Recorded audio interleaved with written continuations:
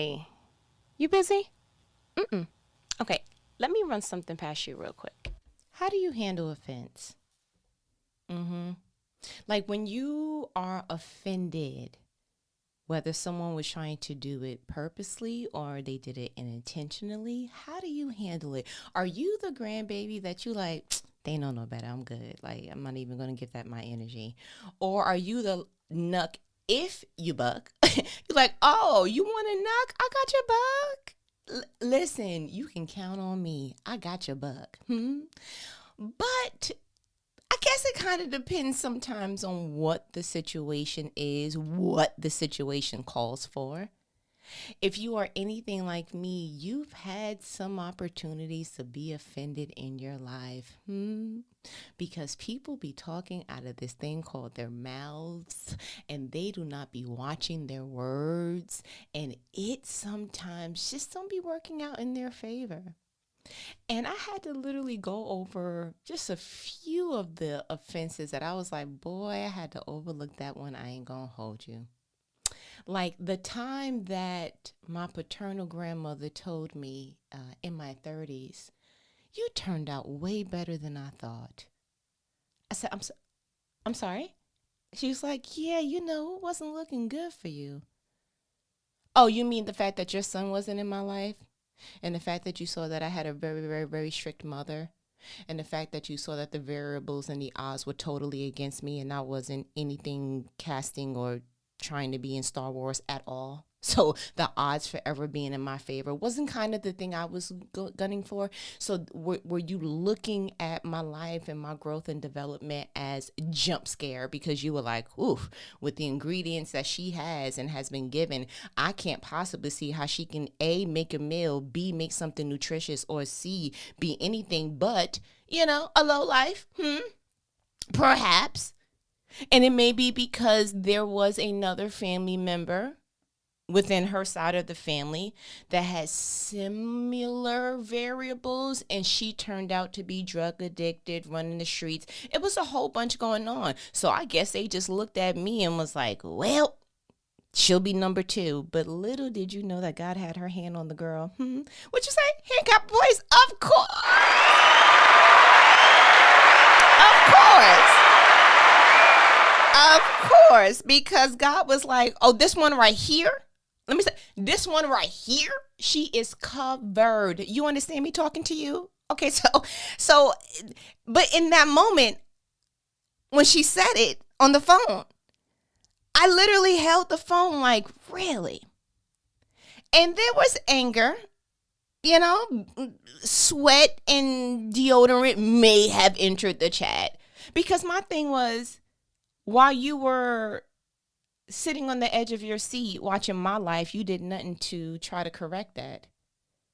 And so she was one of the people that I was just like, there's no safe way for me to say that I'm really disappointed in your lack of courage to do something that would have possibly, shook the variables just a little bit.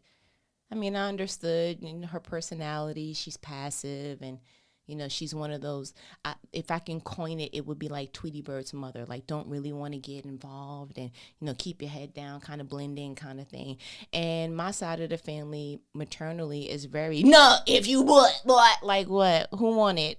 We got hands with or without prayer, how y'all want to do it. I get that from that side. I'm very clear on how that works. But sometimes you got to put your foot in the water and be like, I dare somebody say something about me and what I'm doing. But again, I can't relate, right? I can't relate with seeing an injustice that is so close to home, that is within arm's reach and not saying anything. And I don't know if God gave me that heart because that was my experience or he gave me that heart because that's just in my blood. I don't know. But what I do know is I was offended. I was offended. But I didn't take the opportunity in that moment when it was said to me to try to school or to try to pour out my heart because I was able to discern that it would be a lost cause. Me trying to explain why that compliment is not a compliment just would have took a lot of energy. You see what I'm saying? It's like, do you really want to unhatch that egg and scramble it and season it and put the pan and then like it's a lot of work. I'm just going to go, oh, okay. Yeah, I'm going to stay true to myself and not say thank you. But I'm also going to be like, huh. And I think I said at that moment, I don't know how to feel about that. And she was like, no, like it's a good thing, ma'am, because it's not your life that you're saying this about. That feels some kind of way.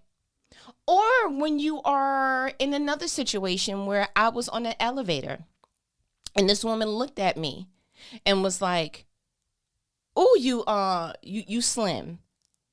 And I said, because what do you say to that, right? So I like smirked, and she touched her stomach and her midsection and was like, I want to lose weight, but I don't want to be as small as you, though. What? Now that thing bothered me so bad. Oh, that thing bothered me so bad because I am a person that I'm very careful with my words, only because I'm sensitive. So I do what the golden rule says. I treat people the way that I want to be treated. And in no environment would I have been able to say, oh, I want to gain weight, but I don't want to be as big as you, though. Like, if it can't work in the adverse, then don't say it to me. Like, I don't. And so I was like, man, and you would think that that would just be, that. But you know how there's some people that when they're talking, they'll pull in a stranger with them. And it's like, bro, why you pulling in other people in a conversation they didn't start? Like the person at the grocery store who's like, she's taking so long. And they'll try to make eye contact so we can complain together. Ma'am, don't look at me. Don't look at me. Don't look at me. Don't call on me. This is not duck, duck, goose. I don't want to be activated in this conversation. You can have a nice day. And so she did that in the elevator. She was like, yeah, but not as small as her. Repeated it again.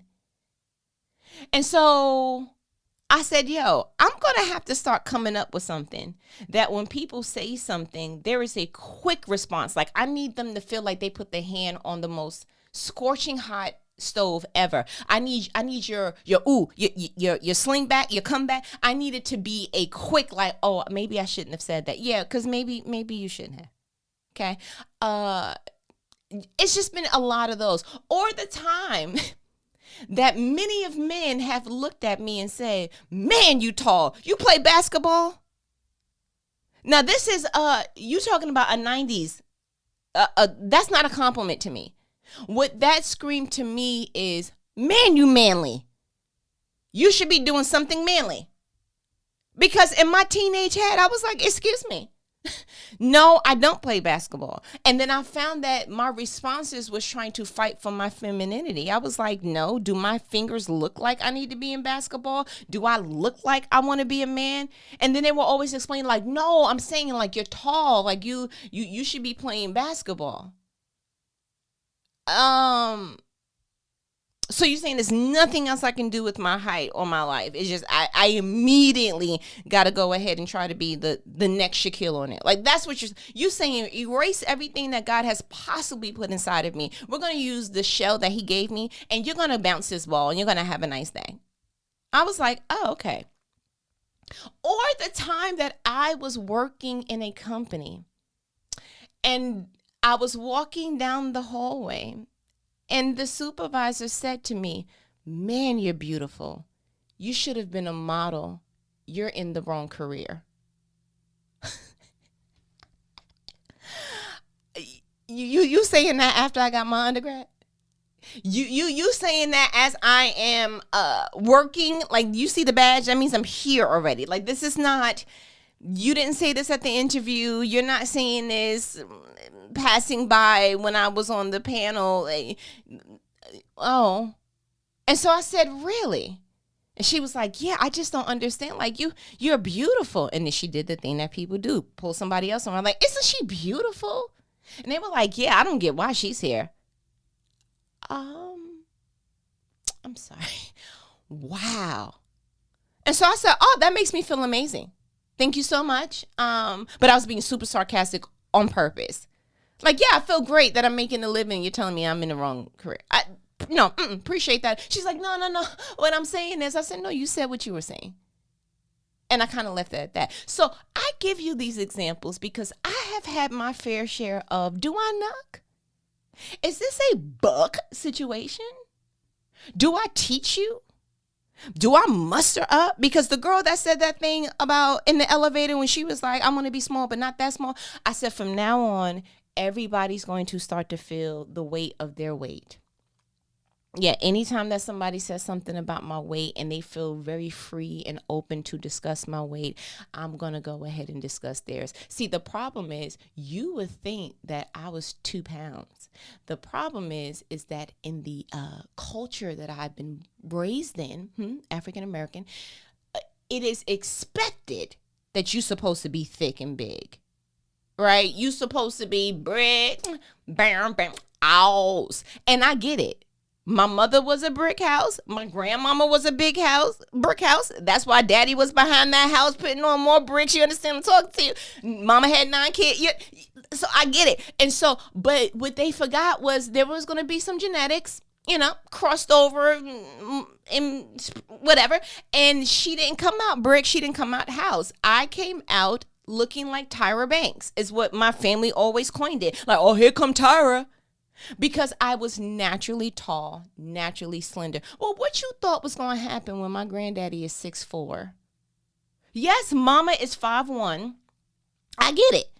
She's a very round, hips for days, all of that. I didn't get mama's side of the fan. I got daddy's genes, and then you went ahead and you procreated because, even though he wasn't around, my father had to enter the chat. So he was like, oh, I don't have no big jeans for you. I'm going to go ahead and just give you these. And so when I came out, I already came out looking like I could be on somebody's runway. And I think for a lot of people, that was hard to digest, even strangers. This girl is naturally beautiful. She's naturally slim. She is naturally, her weight is intact. I didn't have to work hard at not having a gut. It came natural, to the point that when I gave birth to my first baby, the nurse that came in to make sure that I was good, when she lifted up my gown, she said, and I quote, "Ooh, I hate you." Now, I didn't swing. Don't ask me, because that was meant to be a compliment. She was like, look at your stomach. You just gave birth not even an hour ago, and your stomach is all the way back down. I was one of those. See, I was a oxymoron for everyone around me who did not know how to accept me, who did not know what, and so the only way they knew how to was to speak words that should never been spoken. Now, I give all that because you would think that, that just ended in high school, right? No. Because I didn't have my baby in high school. So that was just like your 20s and your 30s? Keep going. Like, wait a minute. I'm talking about as early as yesterday. If I'm fibbing, I'm kidding. And I'm not. Let me tell you how this went. I had someone, I called the grocery store to place an order because I didn't want to be bobbing for certain things. So I was like, hey, listen, this particular grocery store is a little bit on the elite side of life. So I was like, hey, can I go ahead and place an order, pay for it so I can just pick it up and do A, B, and C? And they were like, sure, let me transfer you over to the assistant manager. I'm like, let's go. So the manager comes on and she's like, hey, and she's talking to me and we're vibing and blah, blah, blah. And she was like, listen, so what you do is when you come in, don't let us charge you for our pans and stuff. Let it be that you already bought yours because the charge. And she was giving me inside scoop. Now, pause. I appreciate anyone who gives me inside scoop and they didn't have to. There is something about lending a helping hand.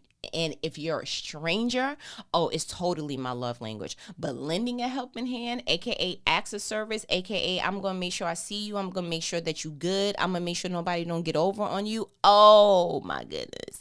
It does something for me. So let's resume with the story. So when she was saying that, I was like, thank you. Like, no, seriously, like, thank you so much. And she was like, yeah, listen, my name is Chelsea. If you have any questions, blah, blah, blah, you give me a call, this, that, and the third. I was like, cool. So when you look out for me, when we have a report, guess what I'm going to remember? Absolutely, your name.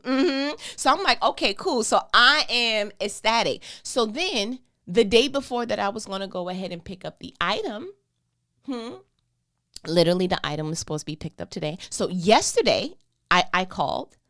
And I'm like, hey, I placed an order, blah, blah, blah, this, that, and the third. Now, I had wrote down everything that she said, but I made this phone call outside of where I wrote down the information. And so I was ecstatic that I remembered her name just off GP, right? I was like, okay, hey, can you get me Chelsea? They were like, oh yeah, sure, hold on. I was like, yes. One, I was excited because the energy that she gave the first time around was very much what I wanted to experience again. Two, I love the fact that I remembered her name and I didn't have to look at the paper.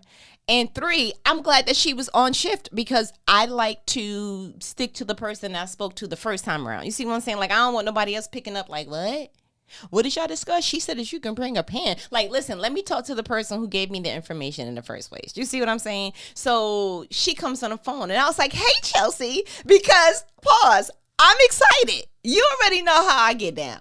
If I vibe with you, I vibe with you. If I don't, you giving Mary this. Oh, okay. Well. You understand? So I'm giving her what I give. You understand? I'm giving her what needs to be gave. And so I'm like, hey, Chelsea, this is me. This, that, and the third. And she was like, yeah, wait. Oh, yeah, I remember you. Wait, what's your name again? And I said, Shawana. Yeah. So and she said, Shawana. I was like, ooh, time out. I didn't, what happened? Because I could feel the shift. Like, we were excited and we were jumping up and down. And then we stopped. So what happened?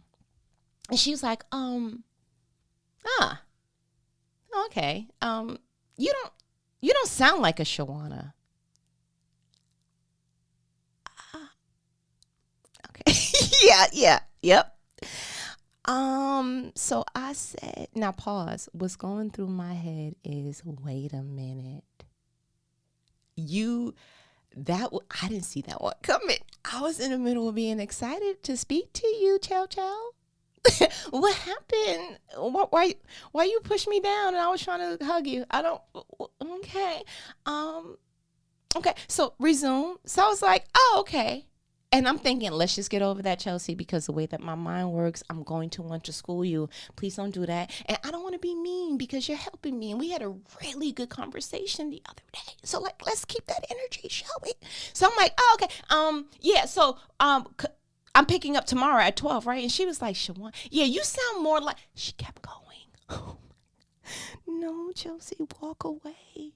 Back up. Don't do it, please. Okay. She says and continues to say, no, you don't sound like a Shawan. You sound like an Emily, Holly, or an Amy. I said, my Lord, today. So the only thing that I could muster up and I'm usually good on my toes, with anything sarcasm, anything rude, anything. But the crazy part is that I couldn't discern that she was trying to hook off. So I have my gloves on. So I was like, do I put you in the ring so I can go ahead and give you these 12 rounds verbally? Like, how should I do this? And so the only thing that I can come up with in so little time, I said, what does a Shawana sound like? And she said, I don't know. I don't know. And I said, because I like to ask, you should know me by now, thought-provoking questions. I don't want to say, your breath stinks. I want to say, do you brush your tongue when you, because I need you to, if I'm trying to get you to correct a behavior, I don't just want to tell you outcome. I want to examine your process. Like, did you hear what you just said? So instead of saying, excuse me, and getting rude, I said, what does a Shawana sound like? She said, I don't know. And so I thought, okay, let's get past this because I still didn't confirm my order for tomorrow. Okay, so we need to just go ahead and go. She then continues, bruh. She's like, yeah, but definitely not a Shawana. Definitely a Emily, a Holly, or an Amy. Pause. So in that moment, I had to ask myself, was I code switching? Like, did I hit the Valley Girl real quick? And I was like, no. I was like, so where is she getting this from? I was like, I don't know. But I was genuinely excited to hear from her. So I may have been a little bit high pitched, but nothing that would have had me thinking that I'm talking white. Like I don't even know what that, like, that's just, it's so ignorant that I was like, I was trying to put the puzzle together and still was like, it's a million pieces. I don't understand. Like, I don't get it. So I was like, okay, let me get out of that real quick. So I hurried up with the phone call, hurried up with the order. And she was like, yeah, can you bring the Tupperware up within like the next 20 to 30 minutes? And I said, sure. She was like, okay, see you then. I said, all right. And I hung up and I didn't know how to feel. I was like, how? Because usually what I feel is immediate, it's potent, and it's strong, right? And so I was like, so I'm not angry. I'm not offended.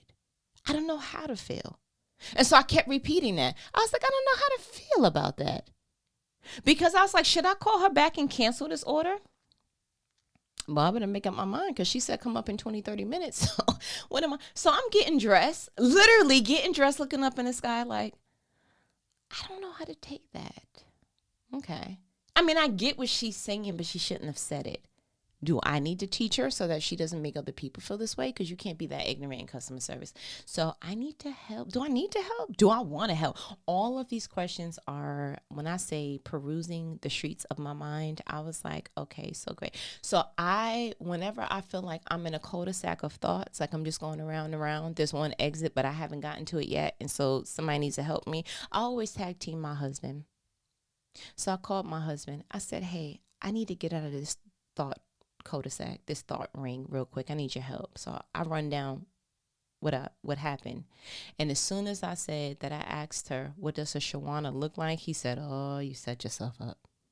I said, huh? He was like, you set yourself up. I don't even know why you asked her the question. I said, no, because I needed to know. I was oftentimes when I'm confused, I take an inquisitive approach because I need to know how you got there. What does that mean? Because if I don't ask you, these are the questions that's going to plague me. You see what I'm saying? I don't want to be in the bed like, well, I wonder what she thinks of Shawana. No, ask her. So I did just that. So I'm proud that I asked that. And I was like, okay, so I finished the story. And so he essentially said, so I asked him, I said, should I cancel the order? He was like, no. I said, okay. So I'm going to go ahead and drive over there. And he pretty much just let me know some people have a very, very narrow experience in life. And essentially what she's saying is you don't sound ghetto. And from her experiences, your name is very ethnic. And she was expecting for you to have broken English. And then he went on to share his experiences where people literally, he was in real estate, having conversations with people over the phone. When he would have them in person, Caucasian clients would look like they were super disappointed and not want to continue business with him because they were not expecting an African-American man. And I was like, man, all these micro, like, you don't even understand what sometimes Black people go through. And it's like, you got to be a real, real strong person just to live, like, with a certain hue of skin tone. Like, it's a lot, right? And so as he was explaining that to me, I was like, okay. So my thought process was, I'm just going to go in there. I'm going to go ahead and pay for the situation, bring up the thing I was supposed to bring up, and I'll be done. And I planned to avoid her. I want to see you. Because I didn't want to aid to, that's how Shawana acts. Like, you see, I didn't know where my feelings were at, and I just wanted to make sure she was clear of them. And so, but as Holy Spirit would have it, as soon as I went up there, she was the name that I asked for. Because the person who came to me didn't look like they knew what I was talking about. So I was like, I gotta go back to her. So I say her name. They call her. As she's walking up to me, she's like, hey, Shawana. Okay. And as she's continuing to make her way to me, she said, and you don't look like a Shawana. I said, my Lord, today, what you want me to do, God? I'm trying to be an image bearer of you. I'm trying to walk and look and live like Jesus. I'm trying to make, and you, bruh, like, are you testing me? Because I didn't study, huh? Had I known that I was going to need to do some cultural diversity training, I would have went ahead and done so. So I said, really? And she said, yeah. And she was just as oblivious to what she was doing as all get out. Now, I'll paint a picture for you about her. She was a smaller sized, I'm giving like, and I'm not good with heights and weights, so I'm giving like 5'3", 5'4", max, slender. Life, I can see that you had life in life more abundantly on the hard side of life. Like I can see life on your face. It was a little harsh for you. Caucasian, dark haired. I don't know if that's your real color, but it looks like the hair color is a box dye black. So yeah, and I could tell that there's been some experiences. There's like the age was there, right? So I'm giving, she may have been early 30s, but the face was given, if you guess 50, it would have been like, oh, okay, you look like your age. Like I can get that, that kind of thing. No shade, but I'm just giving you the picture, okay? Because you wasn't there. So when she then kept, yeah, because you don't look like a Shawana either. I mean, I'm telling you. And then she went on. You look like even an Amy, a Holly, or an Emily. And I couldn't take it no more. I said, what does that mean to you? And then she said, well, and then here it is. My grandmother's name was Holly, and she was the teacher. And she spoke so eloquently. She was able to communicate well. And I just always admired that she was able to do that. Because, and she's talking about herself now, I don't speak well. And I fumble with my words. And, I only speak English, but I don't speak it well. And so I don't even know how I got to the assistant manager job at this job. So I'm just, I don't do well. And she started like a little bit stuttering a little bit. And she's like, and so I've always admired my grandmother Holly because she carried herself well. She spoke so eloquently. And I said, man, if I could be like anybody, it would be Holly. And you remind me of my grandmother Holly.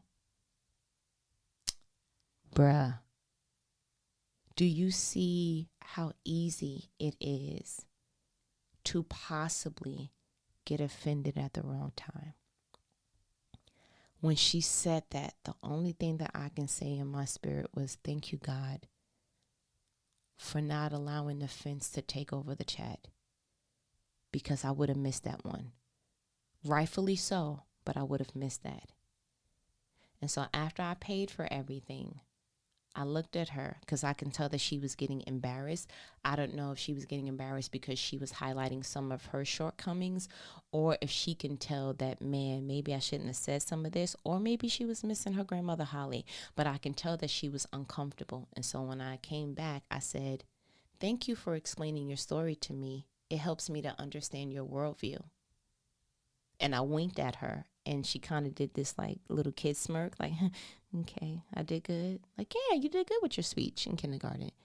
And I walked out, and I called my husband and told him, and I was like, that was a moment.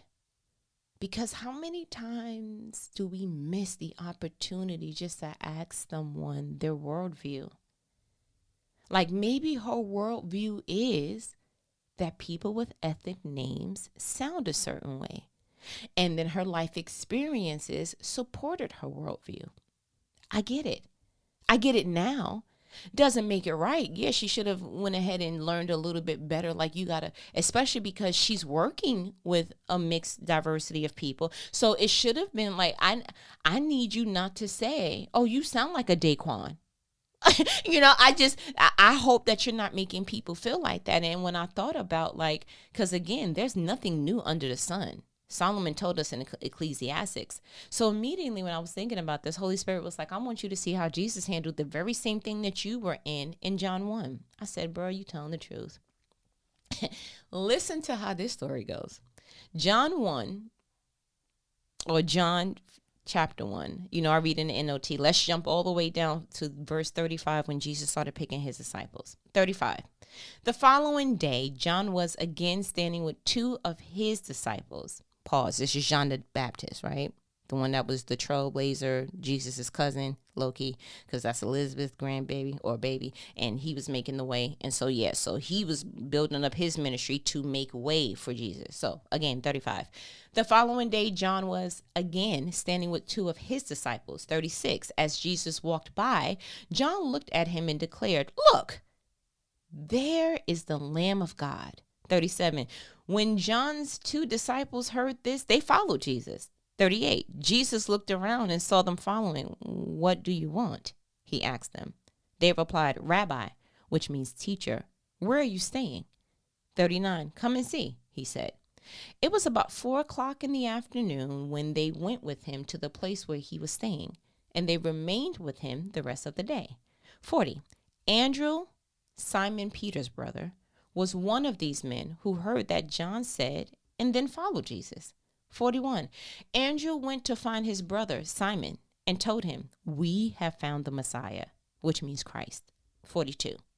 Then Andrew brought Simon to meet Jesus. Looking intently at Simon, Jesus said, "Your name is Simon, son of John, but you will be called Cephas," which means Peter. 43. The next day, Jesus decided to go to Galilee. He found Philip and said to him, "Come, follow me." 44. Philip was from Bethsaida, Andrew and Peter's hometown. 45. Philip went to look for Nathanael and told him, "We have found the very person Moses and the prophets wrote about. His name is Jesus, the son of Joseph from Nazareth." 46. "Nazareth?" exclaimed Nathanael. "Can anything good come from Nazareth?" "Come and see for yourself," Philip replied. 47. As they approached, Jesus said, "Now here is a genuine son of Israel, a man of complete integrity." 48. "How do you know about me?" Nathanael asked. Jesus replied, "I could see you under the fig tree before Philip found you." 49. Then Nathanael exclaimed, "Rabbi, you are the Son of God, the King of Israel." 50. Jesus asked him, "Do you believe this just because I told you I had seen you under the fig tree? You will see greater things than this." 41. Then he said, "I tell you the truth. You will all see heaven open and the angels of God going up and down on the Son of Man, the one who is the stairway between heaven and earth." Pause. The beauty that is Jesus. The beauty that is Jesus, that is the Bible, that is all things, because he shows us how to live. Now, the one thing that stuck out to me was Jesus didn't address the comment. And I'm like, why?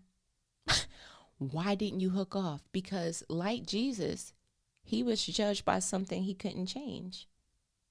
You know, Shawana, I didn't name myself, ma'am, but I definitely didn't cover it up either, because I'm going to be a walking testimony. I'm going to be a social shifter, if you will. You will see that whatever it is that your worldview provided you with, God is going to use me to add to it. So you will forever remember a Shawana that speaks well.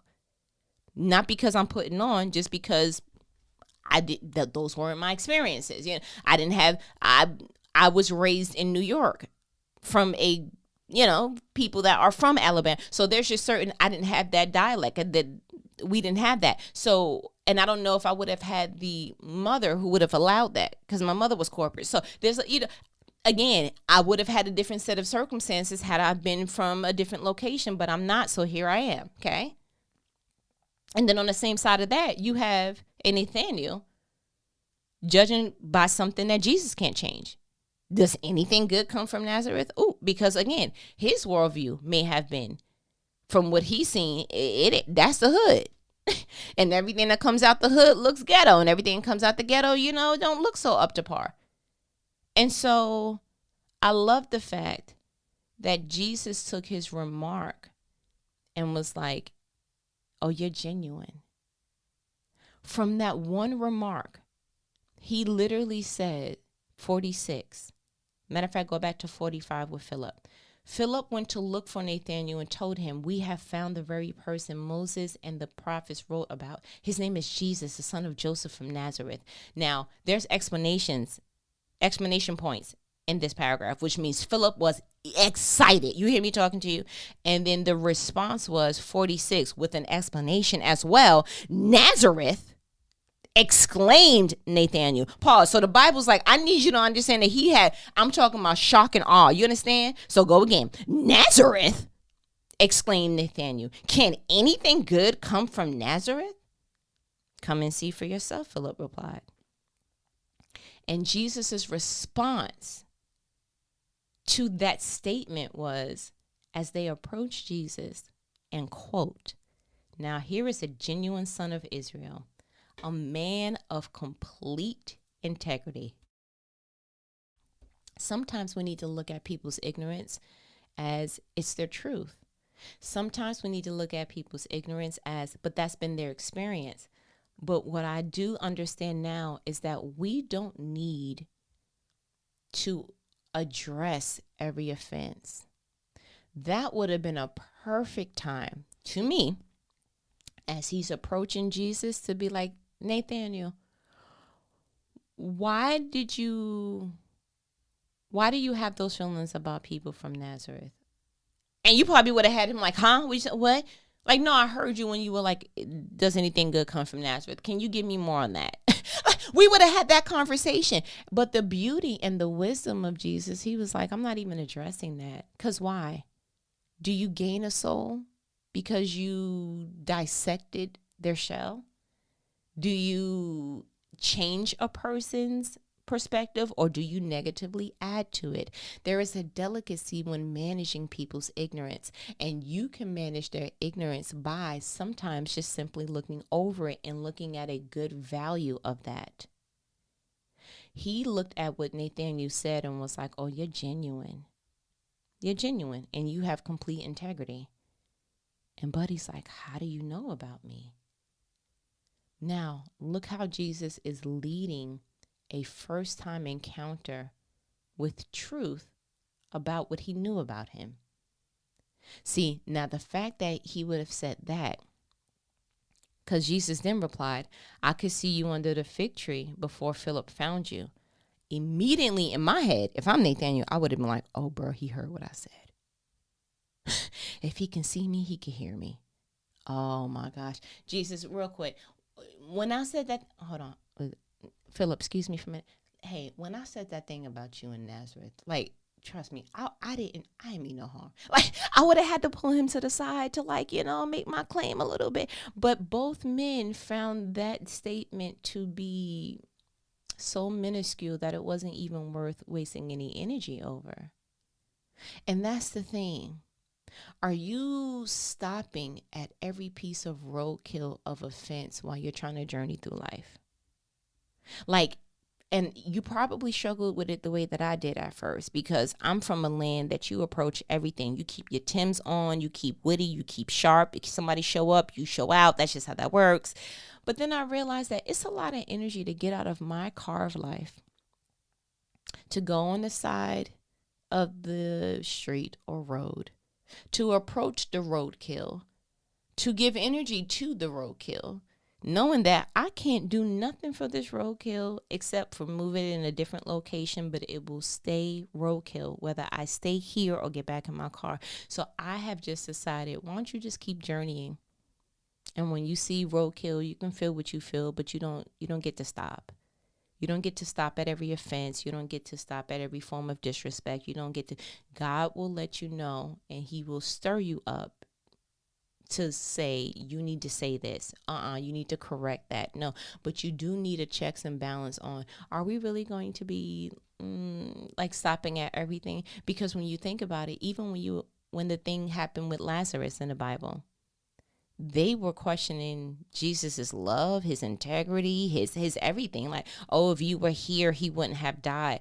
And not one time did he explain why he waited 4 days after.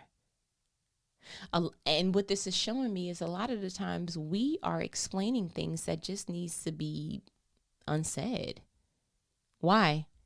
Why explain to people, oh, no, see, but I had to work, and then, no, see, but I was doing miracles over here, or I had a project that was due, or I was really tired, so I was trying to, you are probably exhausted emotionally and mentally because you are trying to verbally explain your way through to something that people have already decided their worldview about it. Yeah, people have already decided a Shawana doesn't sound like that. Cool. So me trying to give you something different, you like, ma'am, I have too much experience outside of this one phone call. This is true. She probably got people she worked with that adds to this worldview. She probably had experiences in high school. Like, I am merely a cherry on top that gets to decide how I'm going to impact this cake. Am I going to be the pretty garnish? Am I going to be the one thing that should have been left out because now it tastes funny? Like, your response gets to decide how you impact that worldview. And what I've noticed about Jesus is that the times that I thought you should have said something, he was like, I did. When they were accusing me of, well, if you would have been here, he wouldn't have died, I was like, do you believe? Yeah, I'm not explaining to you why I'm not here, but I will shine a light on, I want you to have faith. Now bring me to where he was buried so we can go ahead and do this thing real quick. And then with this thing with Nathaniel, it wasn't even an explanation. I'm like, there's a lot of good people who come from that. It wasn't any of that. It was like, bro, I like the fact that you're genuine and that you have complete integrity. And I see that in your movements, and I observe that in your speech. Even though it's not what I want to hear, I can hear that you still have integrity, because somebody else would have been like, oh, okay, and then felt in their heart, he may not even be the Messiah, because, like, I know one thing, the Messiah is not coming from Nazareth, and would have smiled but been feeling that in their heart. See, that's a hypocrite. And now I can see why Jesus called him a man of complete integrity, because you speak what's on your heart. Yeah, whatever you're doing is out in the scene. It's out in the open. It's on your sleeves. See, other people want to smile and congratulations, and then be trying to get with your man low key. Like, see, those are the hypocrites. Those are the people you watch out for. You don't watch out for the people who literally say what it is that they're feeling, what they're experiencing, and even if it includes you, you want people around you with complete integrity. So this helped me to see that lady different. Chelsea. Yeah, what I initially felt was, oh, is there racism in the chat? Because I need to go ahead and block if so. But what I realized is, like, no, shouts out to her for feeling comfortable enough with me to even have that conversation. Because she didn't have to explain the whole Holly thing, her grandmother and all of that. She didn't have to explain all of that, but it helped me to see her worldview. And so there had to be something about me that made her comfortable enough to not only tell me about her worldview, but to highlight the things that she wasn't proud of about herself. So what was it about this Shawana that made you feel so comfortable, that made you feel so seen, that made you feel heard, and made you feel safe enough to expose your innermost probably insecurities with me? That's how you handle offense. You let people continue to do whatever it is that they're doing while you ask God, how should I take this? Should I be offended? Because I literally asked that, not out of, oh, I'm a wise grandbaby, because that was the question that I was posing to myself. I don't know how to take this. And when I brought it to God, and then my husband, God was able, I just felt this real calm. I felt like his hand was on my chest going, hold on, don't hook off yet. Oh, I know you got it in you. That's how I made you. I made you spicy. You from the Spicy Clay group. We know. But hold on. And I was like, what is this hesitation? Like, I need to not avoid her. I need to not approach her. It was like God was saying, be gentle. Because in that moment, I was able to feel she needed to be affirmed. So when she said, I don't even know how I became, assistant manager. What I said to her was, and you should be proud of yourself. Who knows when she heard that last? And maybe that's where the discomfort in her face and all that came from, because it was like, wow, She's affirming me. And you'll always have to remember that Shawana did that. Yeah, just like with Nathaniel. How do you know that about me? You'll always have to remember that the first time that you were seen was from a man from Nazareth. You understand? So my challenge to you, if you have not picked it up this entire way, be slow to anger, the way the Bible says. Okay. Be quick to listen. Okay. And quick to, but slow to anger. Slow to anger. Slow to get offended. Slow to jump to conclusions, because 9 times out of 10, you may be responding from variables with missing information. Because if I responded with what she said in the first phone call, which is just that I sound like a Holly, a Emily, a Holly, or an Amy. Oh, I could have went ham, honey glaze. I'm going off. I'm going in, and I'm gonna go hard. Like that's what's happening. But it wasn't until I got more information when at the store that I was like, oh, you're saying that I'm someone you admire because I represent someone that you've admired. And so you look at me and you go, man, you're like one of those. You're like a Holly, because I admire that. You see what I'm saying? Slow to be offended. And because we only have our worldview, you need a God's eye view. And so you need to ask God, what am I missing? How should I respond? Because at the end of the day, I'm not an image bearer of all people named Shawana. That's a part of who I am. I'm an image bearer of the Lord. And so I don't want to embarrass me. I don't want to embarrass God. But when I need to knuck, I will buck. But he has to tell me how to respond to things so that I am illustrating and walking out the kingdom the way that he sees fit. Let your kingdom come, that will be done on earth as it is in heaven. How does your will be done on earth? We need to walk it out so that it looks like a reflection of what he wants. You see what I'm saying? All right, listen, I feel like you got what you needed though. You know what these conversations are. They are life-provoking conversations that not the average person's going to have with you, but who? Your favorite homegirl. But I don't want to stand in the way of you in ministry and going ahead and sowing the seed. So I'm going to go ahead and let you let me go. Okay? We talk later? All right. Later.